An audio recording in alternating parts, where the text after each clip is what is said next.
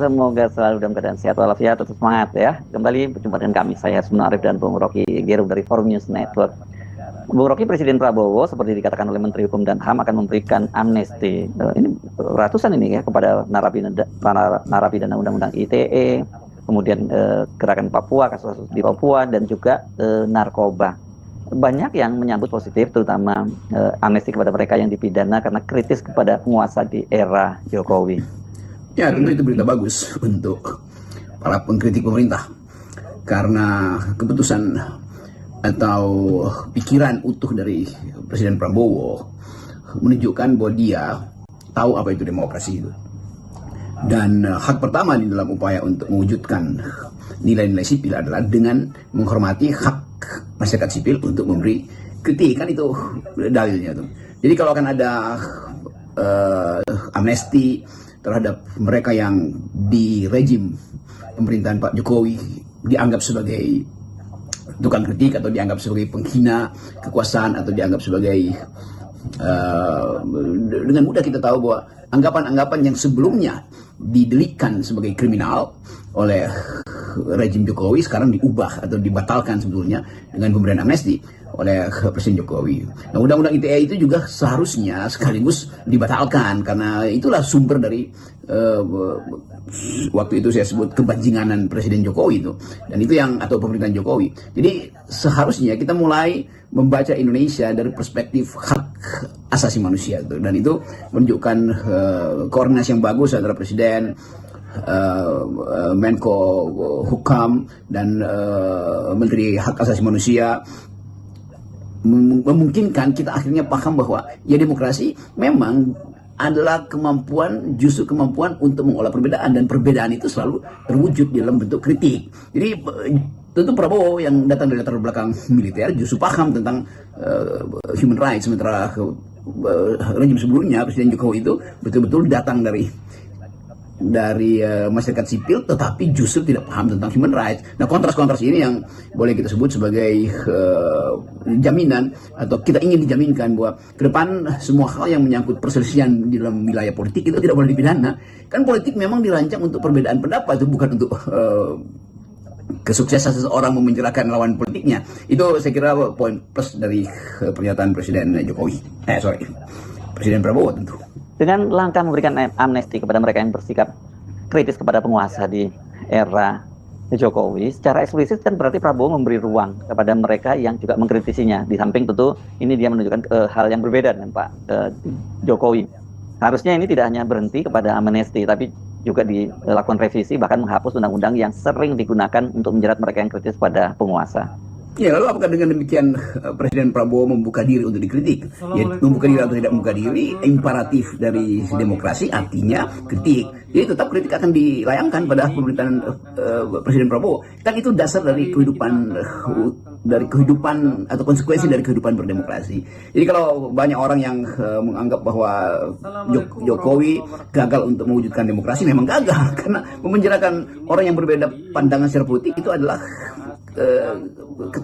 ketololan sebetulnya, untuk tidak menyebut kedunguan seseorang atau sang pemimpin yang tidak paham bahwa mengelola perbedaan itu justru itu seni di dalam pemerintah tuh, bukan memenjarakan orang. Jadi hal-hal yang masih tersangkut di dalam rejim yang lama sudah saatnya, atau memang dari awal tidak boleh didalilkan dengan satu delik tuh.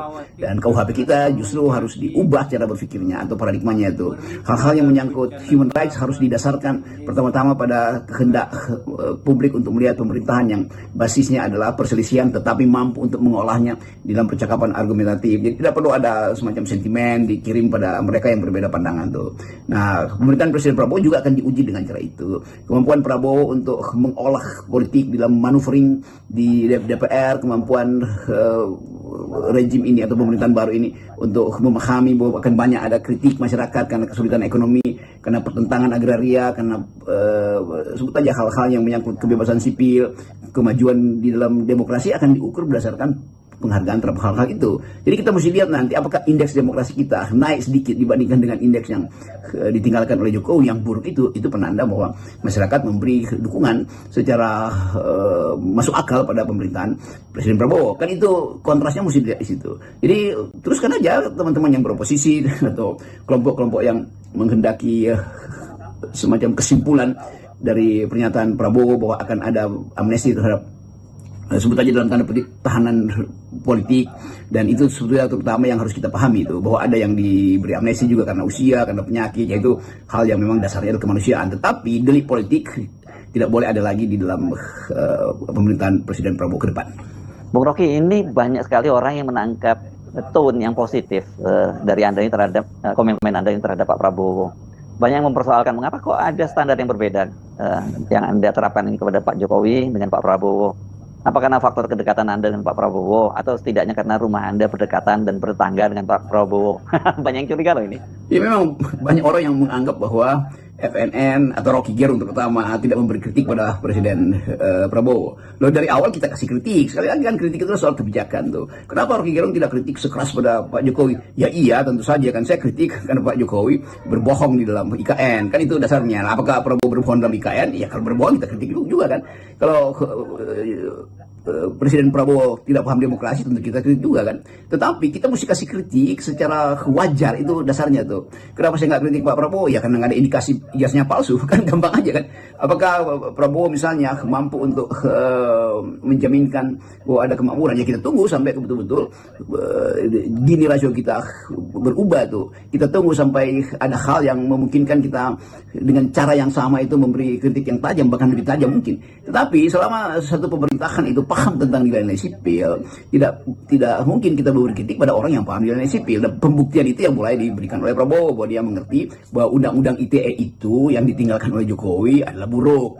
Dia mulai mengerti bahwa undang-undang Omnibus Law itu adalah buruk tuh. Dan kalau dia mengerti, ngapain kita kritik? Kan cuma orang dungu yang mengkritik orang yang paham, kan dasarnya itu. Jadi sekali lagi kita kasih kritik kemarin pada Pak Jokowi karena beliau gagal meningkatkan demokrasi, karena beliau gagal menghasilkan kemakmuran, karena beliau memalsukan berbagai macam data terutama soal IKN. Jadi di situ sebenarnya kritik. Tidak ada kritik yang sifatnya personal. Kritik selalu dalam politik berlangsung di dalam wilayah kebijakan publik. Nah, kita harus paham bahwa banyak orang yang menginginkan ada semacam kesepakatan dari Presiden Prabowo supaya semua nilai yang disangkutkan pada demokrasi justru harus dipelihara. Apa nilai itu? Terutama soal dignity, dignitas, martabat manusia. Apa nilai itu? Ya terutama soal equality, soal kesetaraan warga negara. Apalagi ya soal kebebasan tentu. Jadi kalau Presiden Prabowo melanggar nilai-nilai itu, satu adalah soal dignity, dua adalah soal equality, tiga adalah soal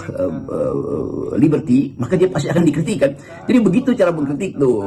Dan mereka yang masih marah karena saya mengkritik Presiden Jokowi, ya tentu mesti pakai standar yang lain. Apakah Prabowo kelanjutan dari Jokowi? Ya jelas-jelas tidak tuh, karena Jokowi mempersoalkan demokrasi, memakai undang-undang ITE. Prabowo menghapus pelaksanaan undang-undang itu tuh. Jokowi berbohong soal IKN, sementara Prabowo mengatakan bahwa ya mungkin 20 tahun lagi atau 50 tahun lagi baru selesai. Artinya ada jaminan bahwa APBN tidak akan dihabiskan dipakai untuk membangun proyek mercusuar. Jadi semua hal itu yang saya kira mesti dipahami oleh publik yang masih mencintai Jokowi, bahwa Pak Jokowi itu memburukkan Indonesia, dan itu yang sedang diperbaiki oleh rejim yang sekarang. Apakah mampu diperbaiki? Ya tunggu aja akibat-akibatnya mungkin dalam 1, 2, 3 semester ke depan.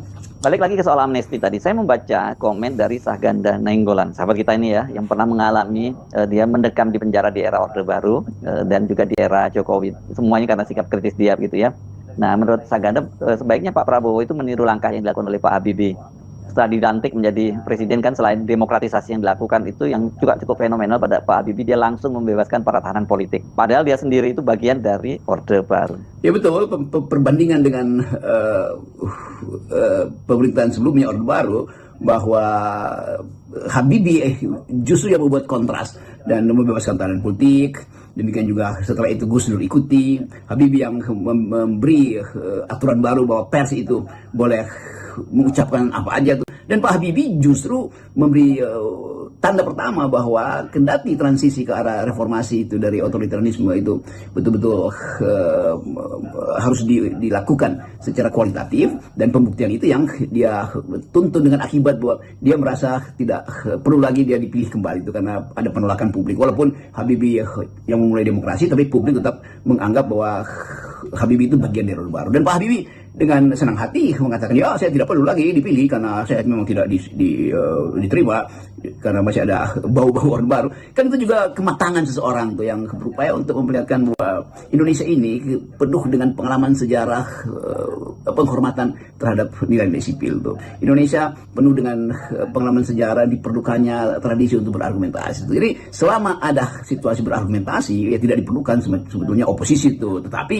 beroposisi itu sendiri artinya berargumentasi secara negatif, berargumentasi melawan argumen yang dimonopoli oleh negara. Kan itu prinsipnya. Jadi teman-teman yang memungkinkan kita bersahabat sebagai warga negara adalah kalau ada wilayah yang kita sebut argumentatif society, masyarakat yang argumentatif. Gimana dia dimulai? Ya tentu dimulai di bangku-bangku sekolah tuh, rakyat, anak-anak diajarkan untuk cara bertengkar secara masuk akal tuh. Demikian juga di partai politik dimungkinkan untuk menyelenggarakan debat-debat publik supaya rakyat Indonesia itu tahu apa yang disebut belajar berretorika, belajar berlogika, belajar membuat satire. Kan itu semuanya keindahan dalam demokrasi. Jadi sekali lagi banyak pihak yang masih baper karena menganggap bahwa FNN atau saya atau teman-teman tidak secara vokal memberi kritik pada pemerintah. Sekali lagi tentu perbedaan cara berpikir dan perbedaan cara mengelola negara terjadi jelas atau terpapar jelas antara Jokowi dan Prabowo. Jadi kalau Prabowo mengulangi atau menurunkan demokrasi, ya pasti akan di situ tiba kritik. Kalau perintah konstitusi bahwa rakyat itu harus dimakmurkan dan dicerdaskan itu dilakukan oleh Prabowo, ya buat apa kasih kritik? Kan gampangnya begitu tuh. Dan sekali lagi kita coba membaca ini sebagai bagian untuk menilai apakah Indonesia mampu untuk memperlihatkan diri ke luar negeri kembali sebagai negara yang berpikir, negeri yang dituntun oleh akal sehat, atau sebetulnya potensi itu ada sejak awal tetapi dibatalkan oleh pemerintahan Jokowi selama 10 tahun.